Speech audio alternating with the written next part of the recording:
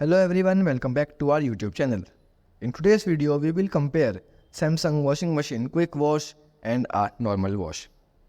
So, Samsung quick wash mode is a speed wash cycle designed for light or less stained laundry, which can be twice as fast as a standard cycle. This mode is particularly useful for everyday items such as underwear, shirts, and many more. And it can save energy and water. However, it is not good for a hard stain or a smelly. So as it does kill germs or virus and may not remove heavy stains effectively. Additionally, the quick wash settings may not handle a full load and it's not spin as effectively, resulting it a soak and water in the clothes and a machine.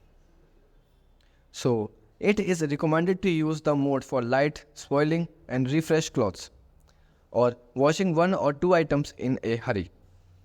So now we learn how we can choose quick wash. So the first step is to switch on the power button by using a power button like this. After that, you will see here a cycle.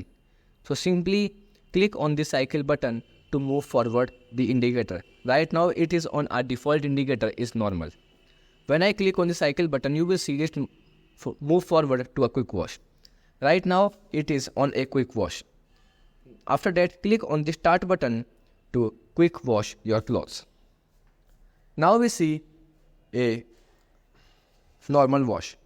So a normal wash or a regular cycle is designed for a full load of laundry and provided a more thorough cleaning especially for heavily soiled garments.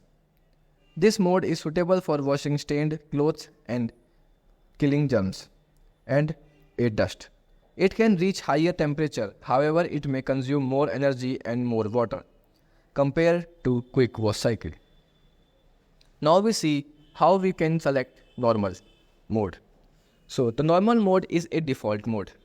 Whenever you switch on your washing machine through a power cycle, you will see here it's already selected in normal mode because it is a default mode.